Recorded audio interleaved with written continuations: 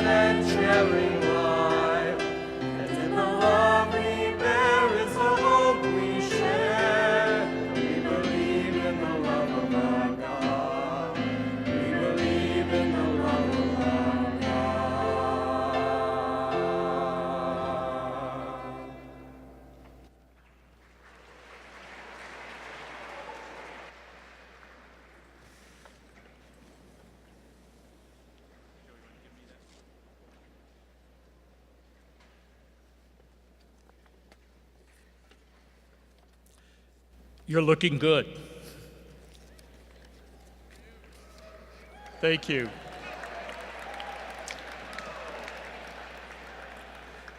It's wonderful to see you all together, having seen you in seven times during the summer.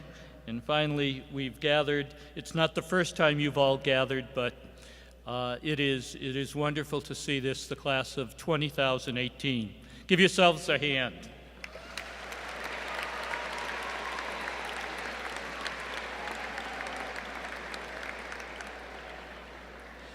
Welcome to our faculty, staff, your fellow students, and our guests. You know, each year members of the Boston College community ask me various versions of the following questions. How are the incoming students different? Are they smarter? Where are they from? And yes, I could answer and say their scores are higher. Geographically, the class is more internationally and nationally diverse. In Carney's dining room last week, I was conversing with a group of students, 3 of them, in fact. One was from Beijing, one was from Saudi Arabia, and one was from Kazakhstan. How they are different is a much more complex question. too complicated for this time slot. But two observations I want to make as I have traveled this summer with you and as I have begun the semester. I would say that you are friendly. You are a respectful group of human beings, extending your hands, greeting us with fresh enthusiasm and truly creative energy. And you are precociously and intellectually motivated students. In the two Courage to Know seminars that I'm teaching, we have been discussing Dave Eggers' book, The Circle. You know, in 1984, George Orwell's novel of that title, though it was published in 1949, projected a vision of the world that was to be many years in the coming. The Circle that you've been reading envisions a world that is already unfolding. In an age of social media, Eggers helps us to contemplate the future consequences of a world where everything is provided except the freedom to be yourself. That interior freedom I'm speaking of, which combined with discernment allows for the development of the great gift we have, human consciousness and authentic communication. The challenge you just received in the first flight procession is emblematic of Catholic Jesuit education. When you are interiorly free, attention, reflection, and loving are the distinctly human activities that enrich not only you as individual selves, but all of human evolving. The vision of our God is that we are co-creators. I've spoken of that at the end of each of our sessions. This is the magis, the more, a concept so fundamental to the vision that Ignatius had for his companions that we have shared it more than 500 years later as a way of being in the world. We are not pawns on a chessboard. God limits God's own freedom that we might play a significant role in our personal futures and in the very making and direction of the history that we will live, in the history even beyond ourself. The challenge of education is to embrace that freedom with an informed imagination. Adolfo Nicholas, the Superior General of the Society of Jesus, in speaking about Jesuit challenges in higher education today, speaks directly to the book that you are reading, that Dave Eggers will not only speak about, but share with you as he talks about what he sees as important and significant for you, the class of 2018. Father Nicholas says, one can cut and paste without the need to think critically or write accurately or come to one's own careful conclusions. When the beautiful images of the merchants of consumer flood one's computer screens, or when the ugly or unpleasant sounds of the world can be shut out by one's MP3 music players, then one's vision, one's perception of reality, one's desiring can remain so very shallow. When we can become friends so quickly and so painlessly with mere acquaintance as total strangers on one social network, if one can so easily unfriend the other without any hard work of encounter, how difficult it is to see a world that is deep and profound with meaning in relationships that are transforming. He continues, I wish to signal here my concern that our new technologies, together with the underlying values such as moral relativism and consumerism, are shaping the interior worlds of so many, especially the young. We are educating and limiting the fullness of their humanity and limiting their responses to a world that's in need of healing, of intellectual and moral and spiritual growth. And we are depending upon them, that's you, in our future. Creativity might be the most important thing, he says, needed today in present times, real creativity. not following slogans or repeating what we have heard or seen in Wikipedia. Jesuit education should change us and our students. He charges all of us as educators. And the meaning of change for our institutions is who our students become and what they value and what they do later in life. I truly believe that the Catholic Jesuit tradition is for you and for myself as a director of first-year experience. The challenge to create informed imaginations, to move ourselves and God's creation ever closer to a meaningful and more just and loving society, to create a meaningful life that demands discernment on your part and discovery of your vocation. We here at Boston College are here as companions and mentors for you along the way. I think The Circle by Dave Edgars provides us a template to discern our lives as we enter this great university and begin to make choices for our future. And so we say welcome. And it is my pleasure to share with you the president of our university, Father William P. Leahy, on this evening, in the very beginning of your experience and hopefully 4 wonderful years in this great place that I have to say I have shared 30 years of my own livelihood and adulthood. Father Leahy.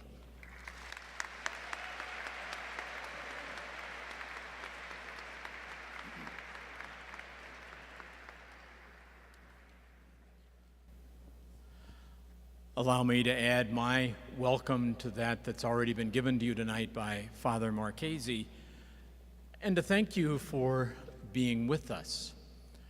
And I'd like to say a little word about Boston College and our roots, and then a little bit about our speaker.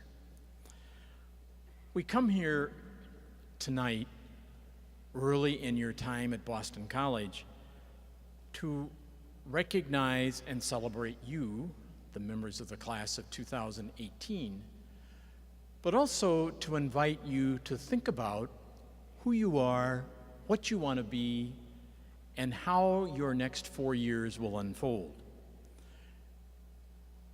And it seems to me what's helpful as you start your time at Boston College is that you keep in mind 3 kinds of pieces of advice, 3 bits of advice.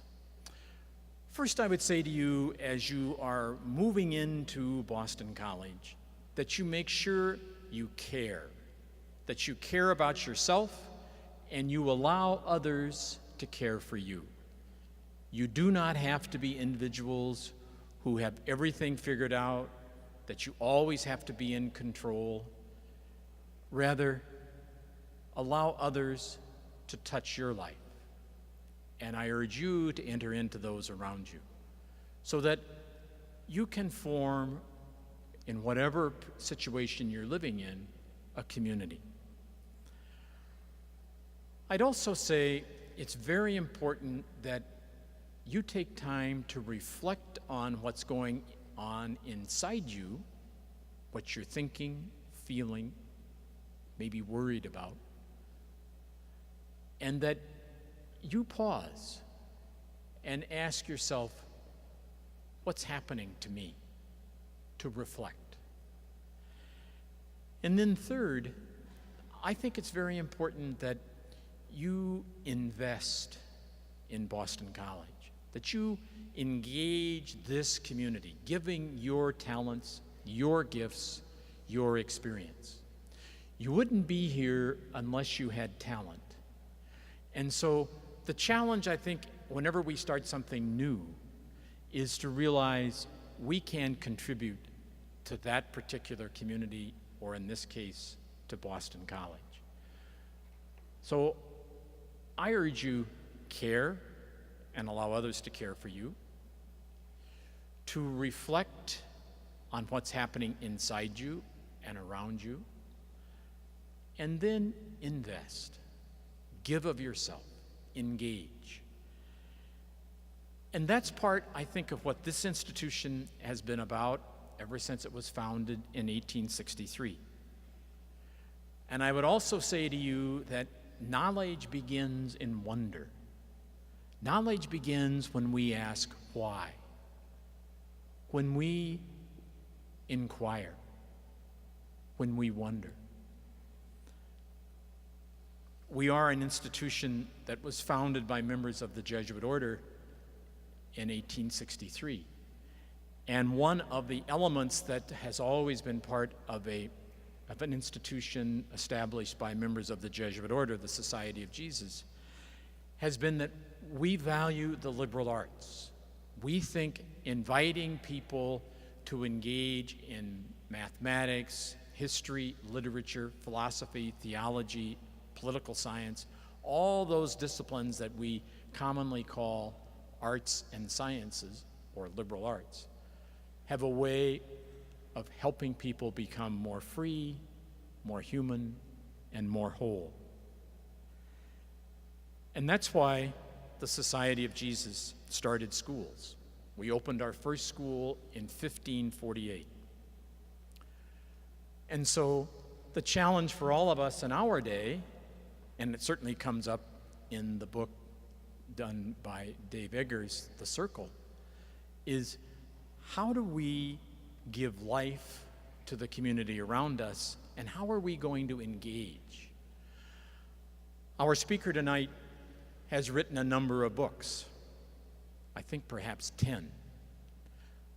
He grew up in Illinois, one of those I states, and I'm from Iowa, and so I'm sympathetic to him right off the top here tonight. Iowa, Illinois, Indiana. I don't know if anybody here is from Idaho, but if they are, we are indeed blessed tonight in Conti Forum. The I states really have it. There's nothing else to say.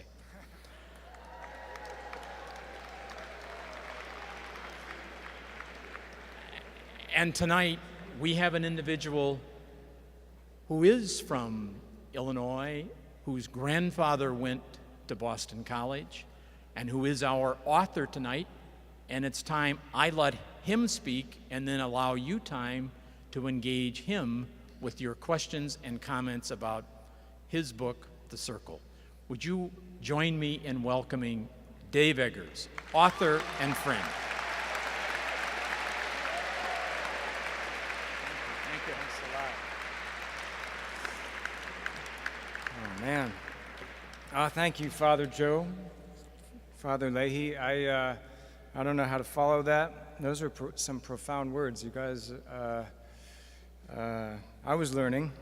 I've been learning all day here. I have had such a great time. My grandfather went here and loved it here and stayed in Boston, went to med school and became chief of obstetrics at St. Margaret's. And if there are some of your parents in the audience who are from Boston, I guarantee there's some of them that my grandfather brought into this world. You raise your hands. Do you know? Daniel McSweeney on your birth certificate? Anybody? This is true. I can't tell you how much it means to me to be asked to come here.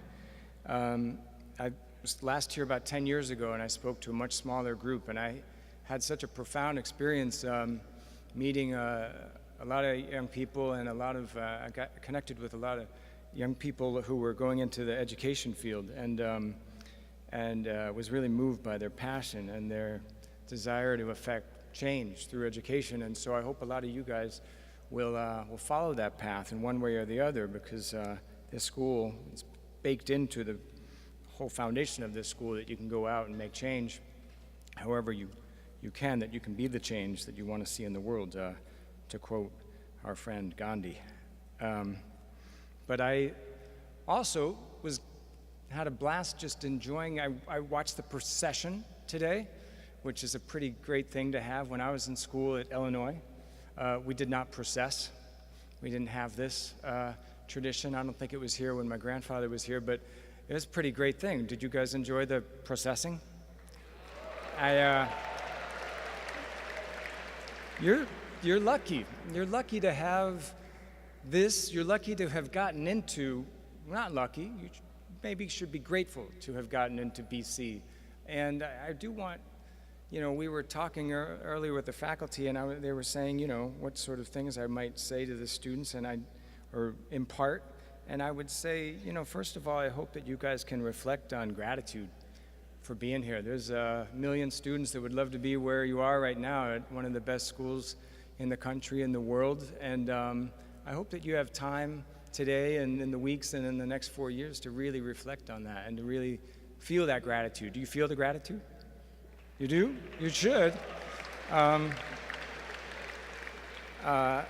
It's a hard place to get into. I wouldn't have gotten into BC.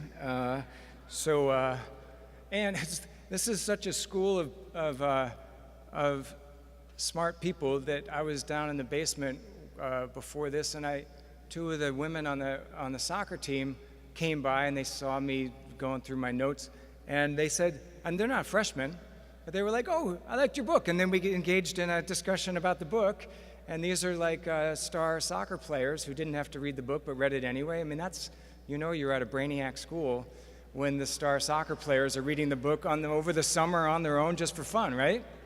And I asked them if they were if their team was any good, and then they made no promises to win it all. But I know that we're in the hockey stadium where you guys have won it all, right? So this is a pretty good tradition.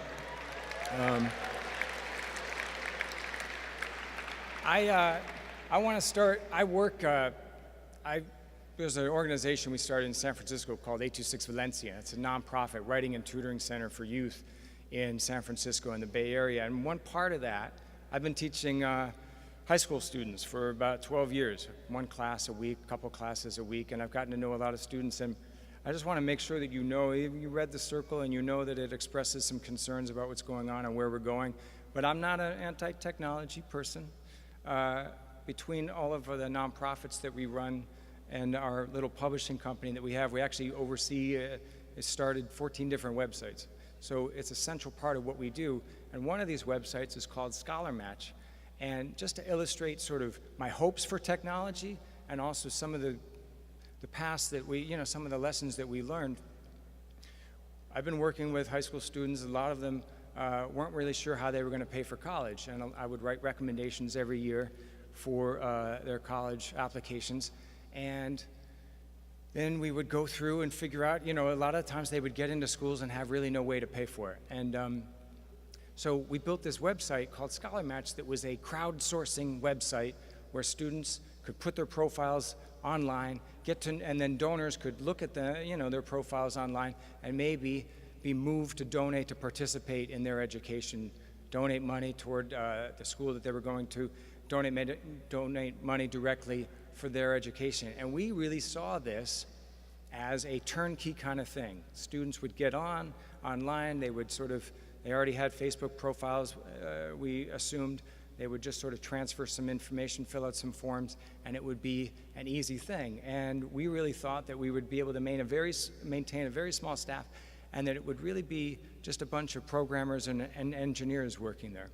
And what we found, though, almost immediately, and those of you, you just finished applying to school, you know how hard it is. What we found is that so many of these students needed help from day one. They were not ready to put their profiles online. They didn't have an essay written. They hadn't chosen all of their schools. They hadn't aligned correctly their hopes and dreams with the schools that they had the best opportunity to get into. So what we found was almost immediately these students needed one-on-one attention, hour by hour, and to help with their essays, to help with their goals, with help choosing schools, figuring out financial aid forms, the FAFSA, all of that stuff that you guys went through.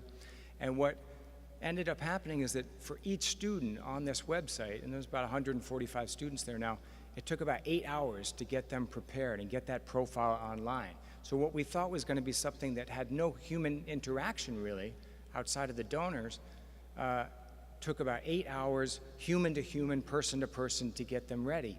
And so what started out as what we thought was a turnkey digital fix required a human solution.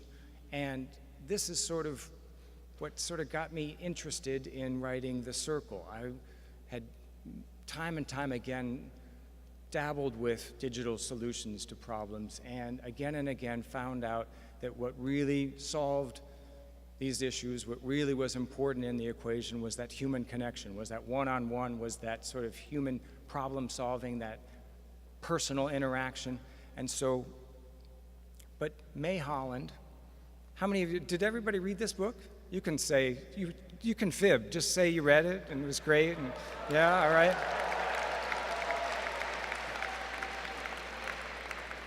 Wow.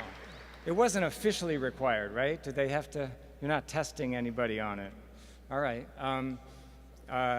so you can get away with this, I think. But May went to work at this circle, and she was one of thousands or millions of people who believe in the great things made possible through technology. And May, you could say, lost sight of her real self. I know all of you here in this great Jesuit institution are challenged to be your most authentic self, to be more, to be better than you were yesterday. I love these principles. And May, in many ways, thought she was doing this. She thought she was becoming more.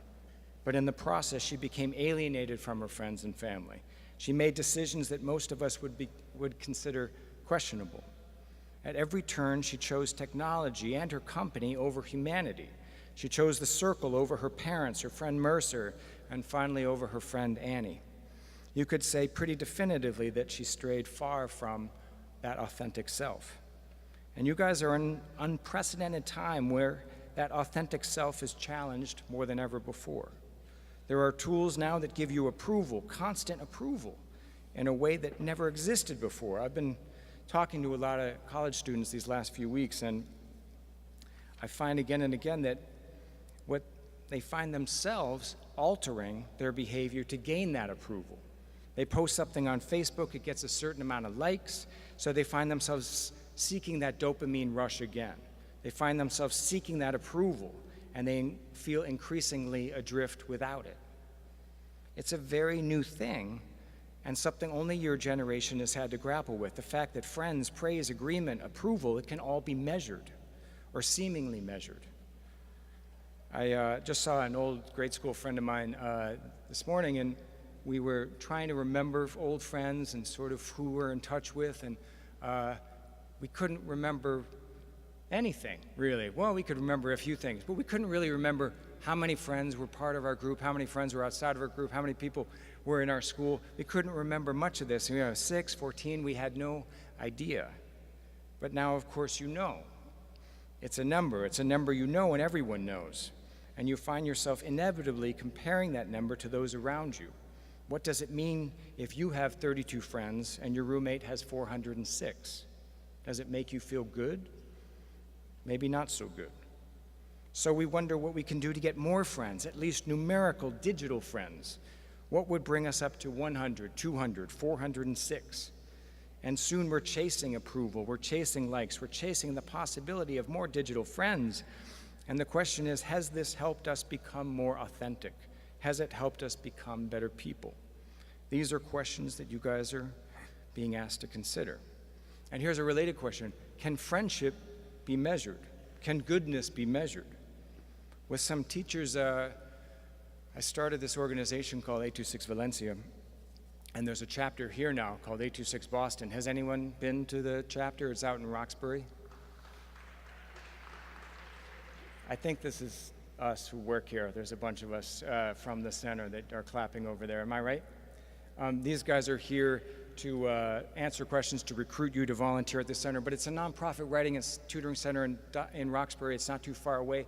There you can work one-on-one with students to help with their English homework, to help with their writing homework, to illuminate their work, to shine a light on their work, to lift them up, to make them feel good, make them feel confident in the next day's schoolwork. And we're going to be looking for more help from students at Boston College. And members of the Pulse program are already being roped into this, and we're going to be partnering and sending Pulse participants. Are you guys Pulse over there? All right.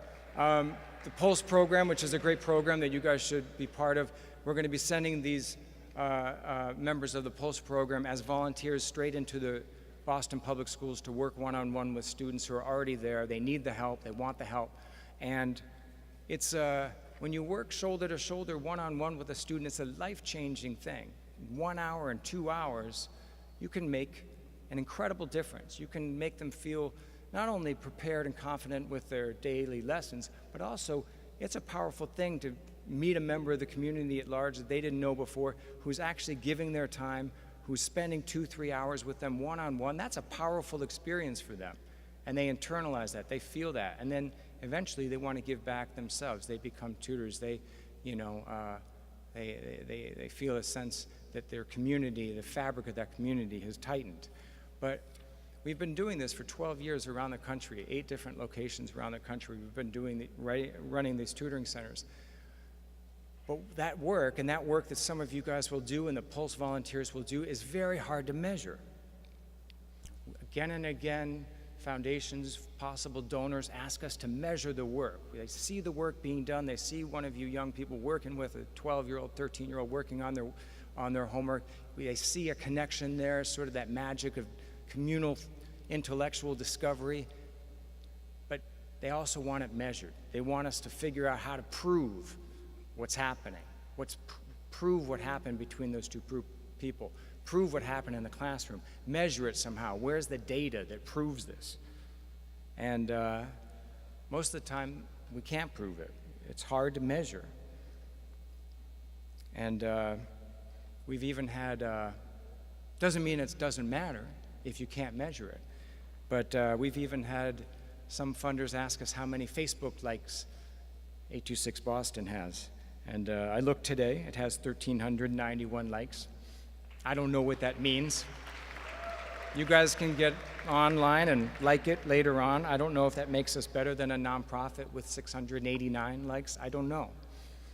But there's always the temptation to believe that these measurements, these data points matter.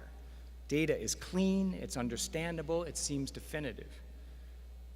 You have questions about your popularity, now you can measure it, the number of friends you have. It's easy and hard to question. Did you post something online and want to know if it was good or bad? You can quantify the readers, quantify their approvals. You can count the tweets and retweets. This is the dominant impulse of the day, that we can and should measure everything. There is no more ambiguity. Now we have clarity. You guys are recent takers of the SATs. You probably did that. Well, you probably did pretty well to have gotten into BC, but there are probably a lot of you that found that experience jarring. You lived for 18 years, you did a million things, activities, sports, arts, everything, and you took this test, and everything you learned and knew was reduced to 2 numbers. That was you. But was it you? Can those numbers define you? I went to a school, Illinois, where SATs were the primary means of admission. There was no essay, and they didn't look much at grades or so much as class rank, and that was that. And as a human being, that feels, a human being like you feels capable of many things, who considers themselves complex and multifaceted and full of possibilities. Seeing those numbers, class rank and SAT, and having those few numbers more or less determine your destiny, well, it can feel weird. It can feel reductive. But again, for the world at large, numbers are easy to understand. They are tidy, they're unambiguous. They eliminate debate and obliterate mystery. You're at a school that ranks very high among all universities in this country. This year, BC is ranked 31, I believe. Is that right? Next year, it might rank higher, it might rank lower. And we'll walk around thinking that somehow the school has improved or somehow gotten worse in the span of 12 months because of this ranking. It'll be tempting. Our faith in rankings is that great. We read one page of U.S. News and World Report, and we think we understand all of higher education. But I want to challenge you to resist these numbers, these rankings, the reliance on and even worship of data. I've done some work for film. I've been involved with a bunch of movies, one of them, Where the Wild Things Are. Anybody see this movie? All right. It used to be 15 years ago, you'd release a movie, there'd be a couple reviews, you'd see a few things, you'd see some audiences going in and out, you might hear something about if it made money or lost money, and that was about it. It was pretty ambiguous. But not anymore. Now there's Rotten Tomatoes. Now there's Box Office Mojo. Now we know exactly how much every film made, It's sort of a communal sport that we engage in to see if the movie made any money or lost a lot of money. And we also have not just a bunch of reviews, but we have an aggregator at Rotten Tomatoes that tells us exactly the percentage of good reviews over bad. So you can work 4, 5, 6 years, as we did on that movie, spend money, employ a lot of people, put all your heart into it, and the result is a percentage. Books are the same way now. Amazon obviously will rank all the books against each other. This is an unprecedented thing to have all books in the English language, in all languages, ranked against each other. And if they can do it for movies and they can do it for books, it will happen in other art forms. We'll see it in paintings. Any art majors here? Painting majors? Art history majors? You don't have to be ashamed. Yeah, there's somebody holding up somebody else's hand. I love that. Don't feel ashamed. You have a future. It's okay. I was a painting major.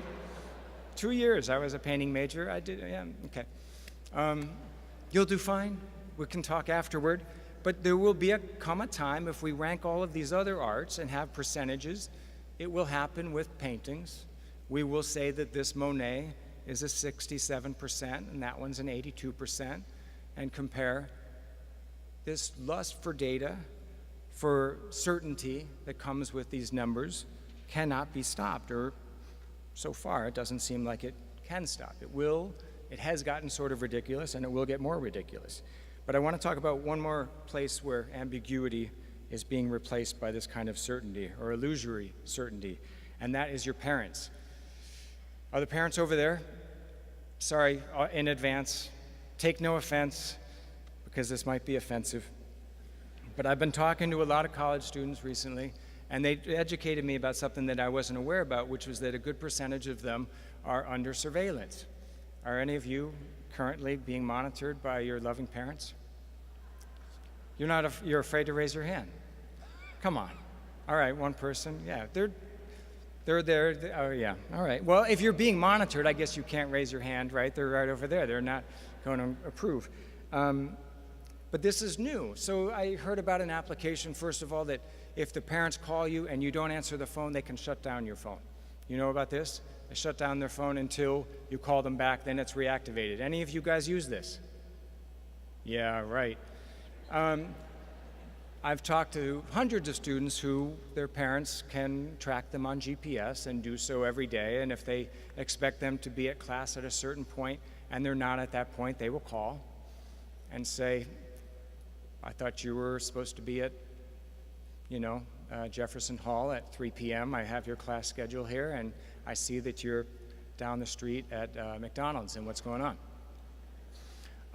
There are applications that you may or may not know about that allow your parents to access your phone, all of your text messages, your phone logs, read these things, read even your deleted texts, all your email, and track all of your movements.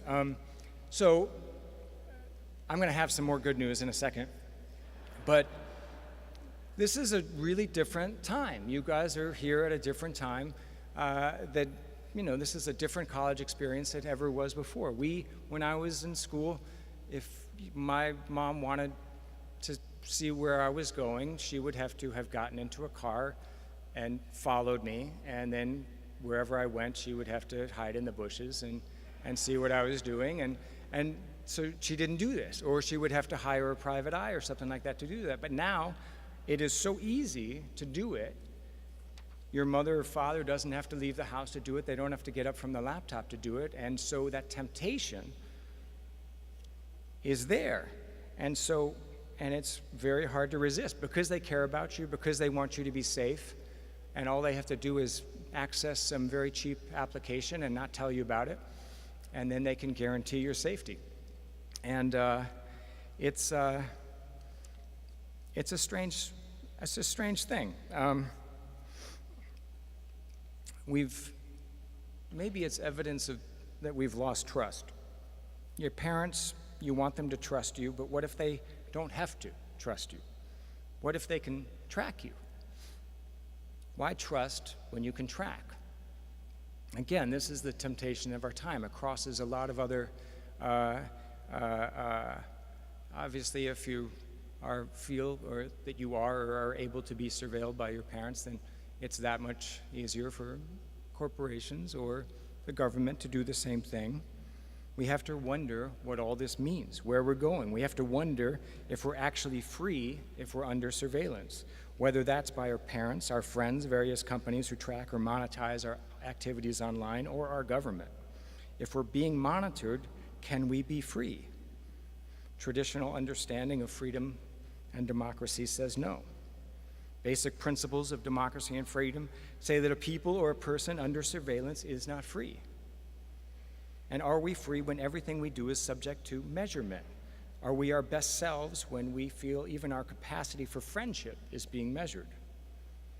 Obviously, we don't take these measurements seriously all the time. They're not all a Facebook like doesn't determine our self-worth. We also often take them with a grain of salt, but we need to be questioning them more.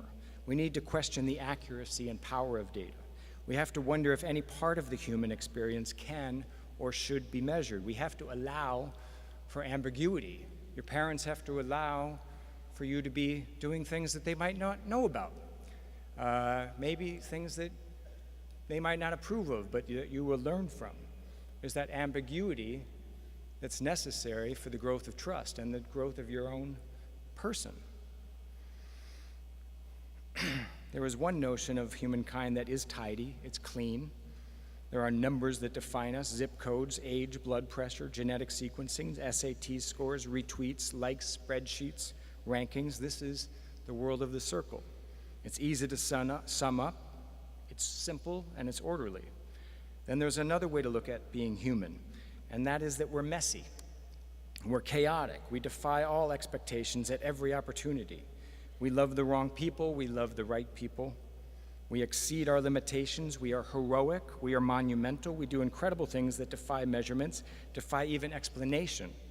We do irrational things for all the right reasons. We do great things for no reason. We do great things without anyone seeing them. We do great things without anyone liking them. But we do them because we're human, and to be human is to do things, not to categorize things, not to rank and measure things, but to do things. Your professors at the procession told you to set the world aflame, and I hope you do, because you can't measure a flame. You can't measure the human spirit on fire, which is the only way the human spirit should be: on fire, unstoppable, unimprovable, unmeasurable. All right, that's my little speech. Thanks a lot.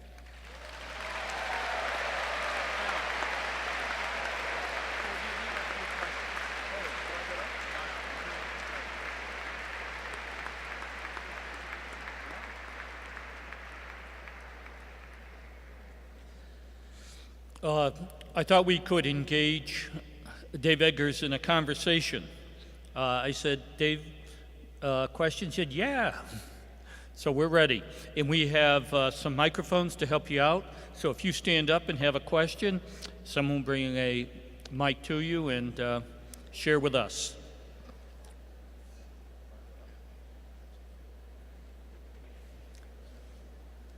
Anything? I can call on people.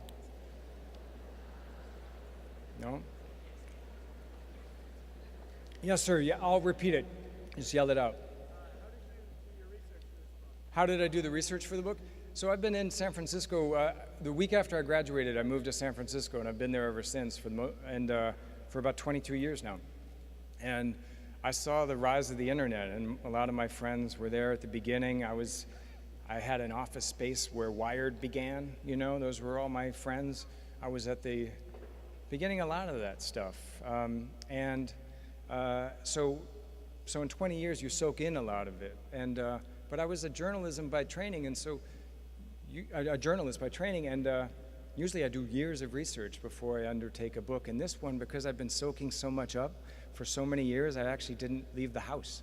I didn't need to, and I actually didn't want to be beholden to any one campus or any one part of the technology that I was talking about. I actually made a point never to go to any of the campuses. I've never been to Google, Facebook, Twitter, anywhere, because I didn't want anyone to think it was about them, because it's not.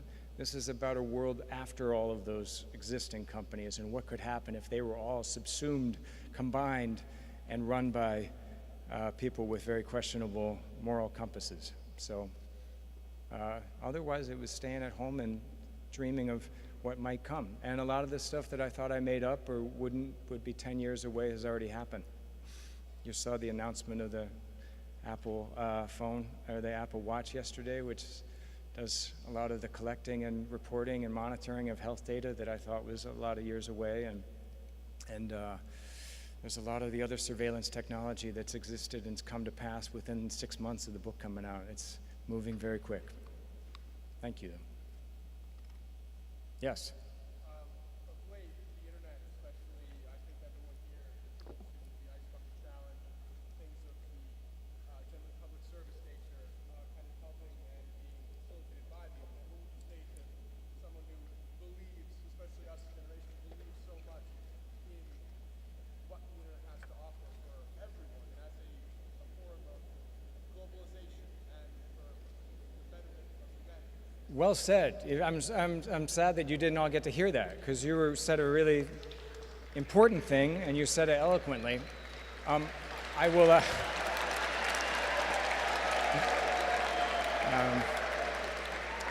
Well, do you want me to sum it up, or do you want to do it again? Come on, do it again. This is your time. Yeah.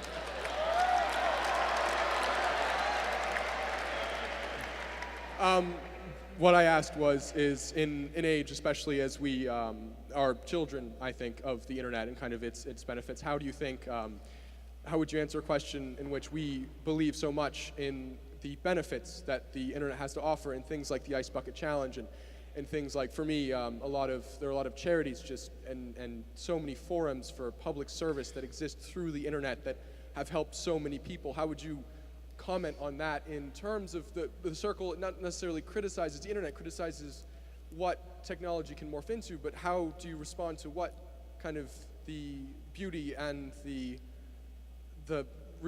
just like the spirit that we've seen in the internet today? All right, you did it again. Good job. I'll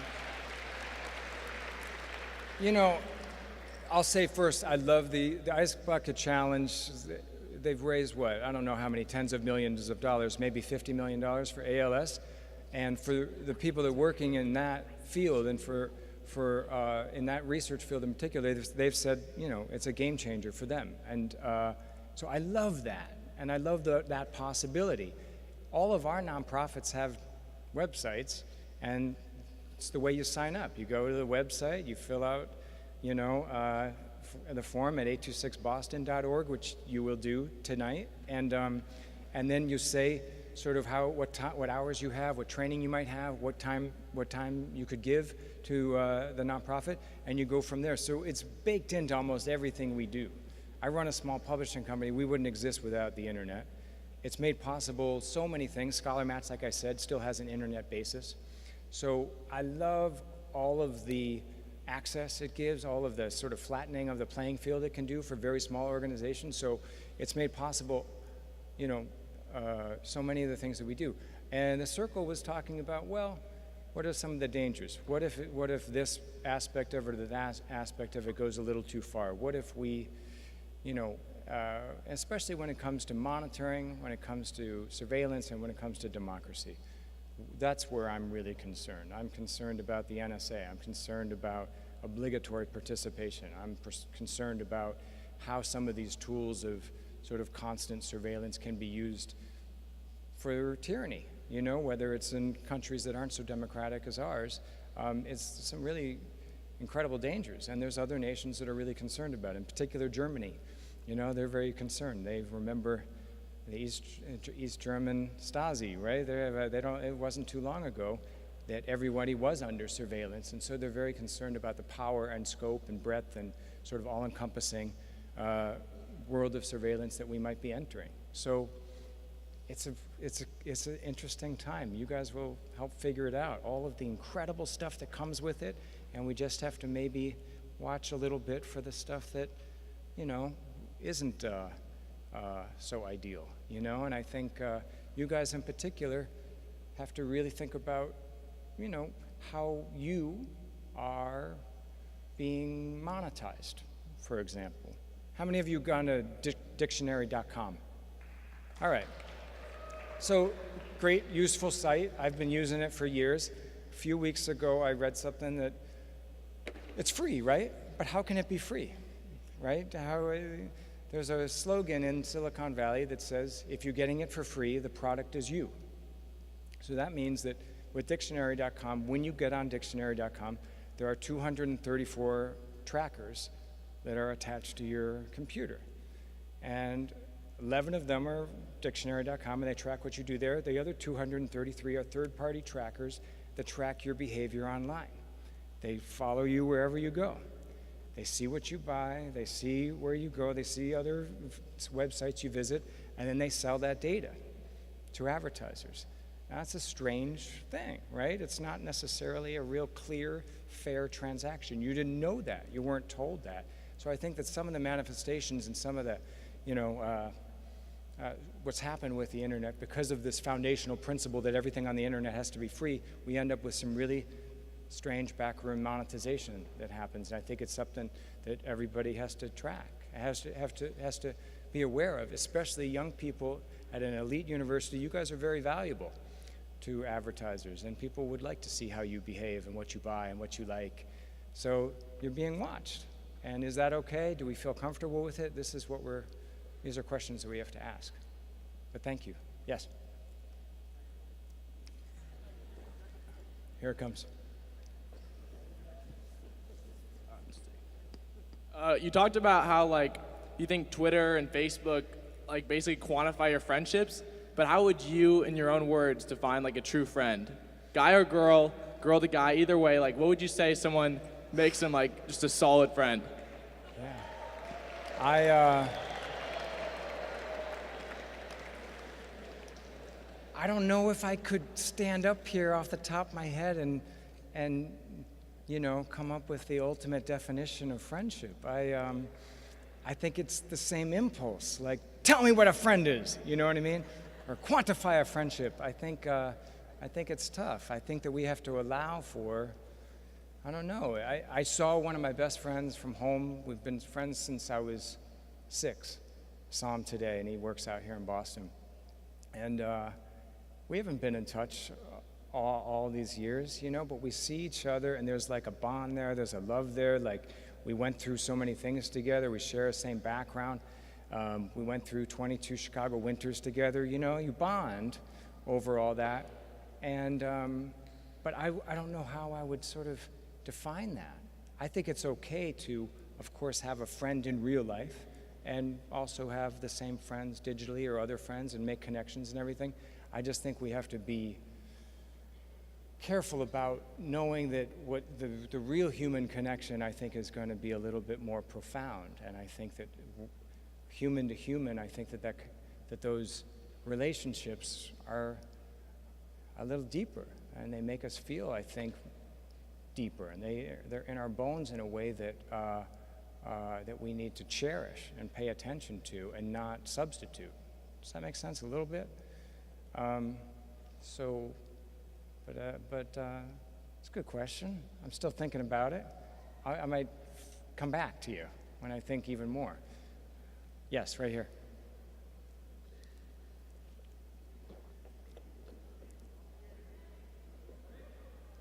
Oh, okay, yeah.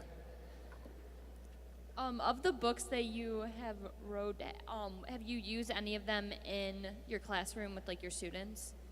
No, I actually no.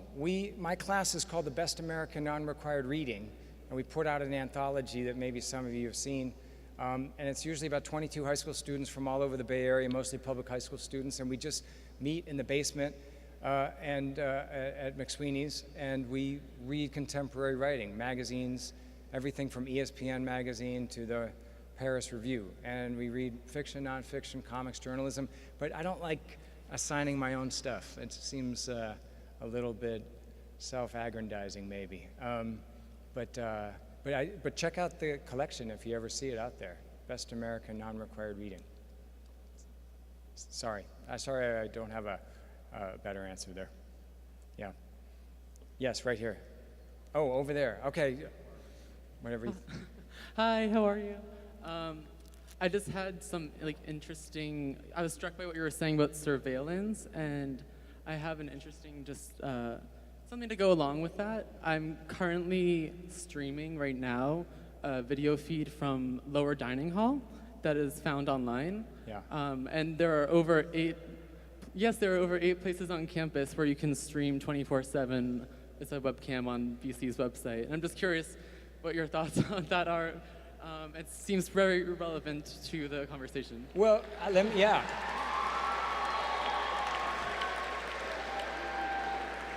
It's most important what you think. I don't go to school here. What do you think of the streaming video in all of these dining halls? Well, I'm watching someone walk with a piece of pizza right now, and I find it to be an invasion of privacy. And I just think I should have been I just wanted to enlighten everybody on this. Yeah.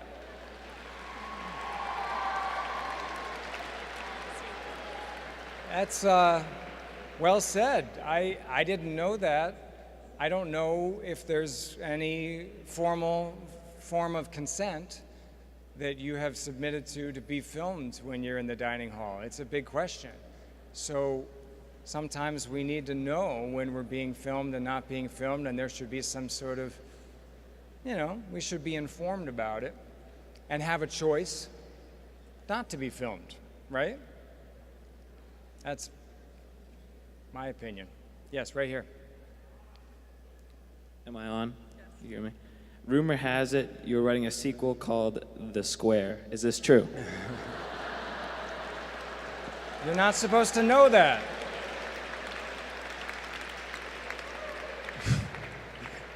You're not supposed to know that. It's the internet again. It spoiled the surprise. Yeah, no, I've never written a sequel. I don't know if I ever will, but one could be written by somebody else maybe, and maybe you're that man. You came up with that genius title. Just go from there. Yeah. So one thing that struck me about your book was how many of the things that the Circle did started out with good intentions, like, the medical records to help treat people or trying to keep kids from being kidnapped or whatever. Yeah. My question is, do you think that the bad things that came from that have to be inherently tied to things like that, or is there some point that shouldn't be crossed that is when it veers into bad territory? And you, what do you think? I'm a Socratic method user. Reading it, it's something I've thought about, but I really couldn't decide because people abuse power, but at the same time, do you not want things to move forward? There you go, right? That's the question. Some of these technologies are so powerful and unprecedented in their power that they need to be carefully used, right? But not only that, there's no regulations currently. And this is what's really interesting, is that earlier today we were talking about whether or not there should be a field, just like there's bioethics.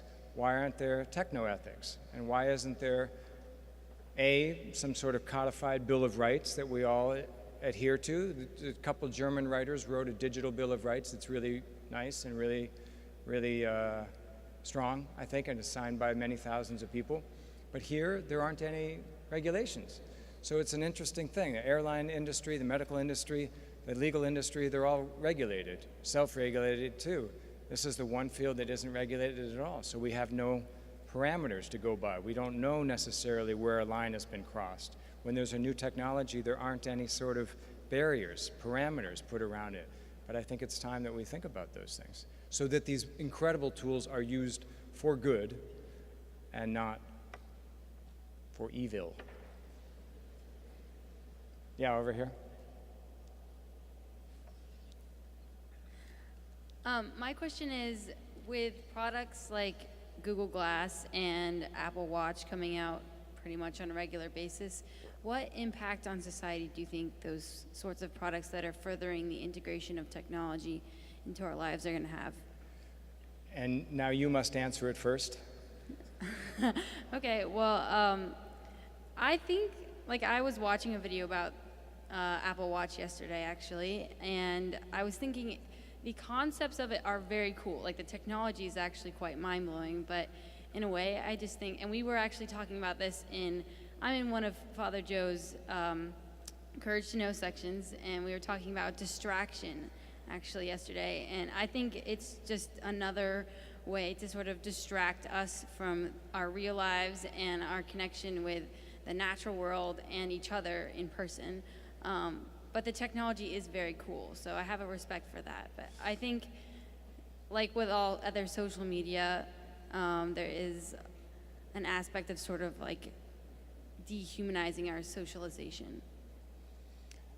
Well put. I don't know what I could add. You sort of laid it all out. I think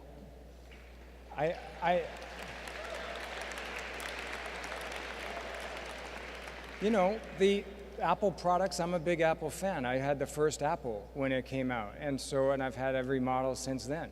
So they make beautiful things, and the iPhone is one of the most incredible inventions I've ever seen, and one of the most beautiful. So, but it's almost too good, right? It's just so good at everything, and including distraction, that I think it's very difficult to live with and also do all the things that you want to do, or I find it difficult. So, and then this new device, the health device, and the fact that it's automatically uploading all of your information to the cloud, which we maybe are unsure about its security after the breach last week, it's cause for some concern, right? And is that data always being kept private, or is that being analyzed, monetized in some way? And do we have consent, clarity, now and always about that? I don't know. Something to think about. Yes, right next to you. So one of the things you mentioned were the dangers of the internet. And I look at the internet, and there's so many things where you can be anonymous. YouTube comments, other social media networks, Twitter, for example.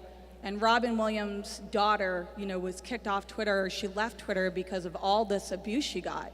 And there's so many hurtful, vile things said on the internet as anonymous people, and things we would never dream of saying out loud if our grandmothers or even our mothers were even out loud in general. We just wouldn't say them. So I'm wondering if you think this is similar to Plato's Republic with the Ring of Gyges, where since there are no consequences at all, people are not acting just, and do we need to put laws in place so that people will be just and kind on the internet? I like that. You guys got impressed with the Plato Republic mention there, I could tell. I think that's a really amazing question. Obviously, I'm from the Bay Area. Robin Williams was a supporter of our center, and he came and spoke to our students, and he meant the world to us. He was a really incredible man. And the fact that his daughter, in this incredible time of unbelievable grief, had to deal with that is beyond comprehension. But this is a very strange tool that anyone in the world can access her immediately and anonymously say anything that they wanted to say, which it has facilitated a streak of cruelty and malice that is sort of unprecedented. It's really, there's almost no other way that you could see that a conduit for that kind of malice and cruelty. So it's, again, Twitter helped and has helped in so many ways. The Egyptian Revolution, all of these other sort of causes that Twitter has been central to helping. And then at the other side, there is this very sort of malicious and kind of disgusting way that it's used sometimes. So a code of civility, I don't know. There's some way. I think that they try to institute codes of conduct, but it's very hard to do. Because again, the internet is based on an ultimate, unimpeachable sense of freedom that cannot be impeached upon, or at least that's the foundational principle. So it's tough. It's tough, but I think it's one of those things that if you're in there, in that sphere, you are open to that. If you're in these certain unregulated media, these things might happen. And so it is a danger of participation in them. So I don't know. We should wrap it up. But listen, I want to say,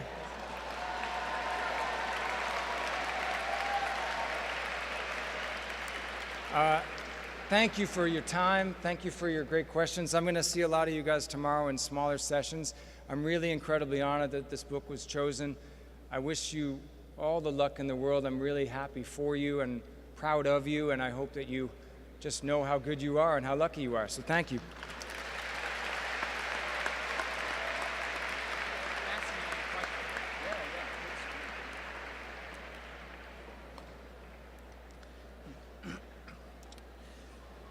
As I sit, Dave, and I listen to the questions,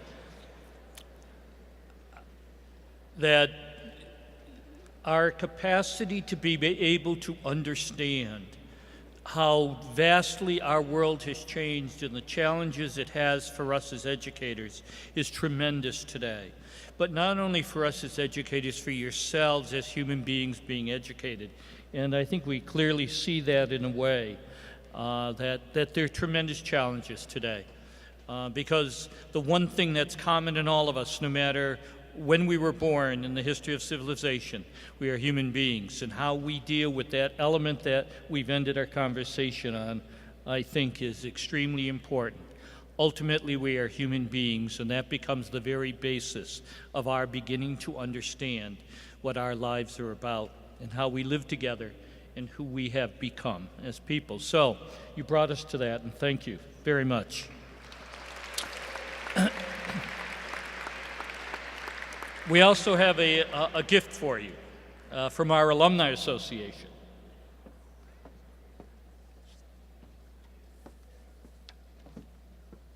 Thank you. On behalf of the Boston College Alumni Association, I'm delighted to present to you this gift, a token of our appreciation for your book, The Circle, and for sharing your inspirational remarks with our first-year students gathered here tonight. We thank you so much.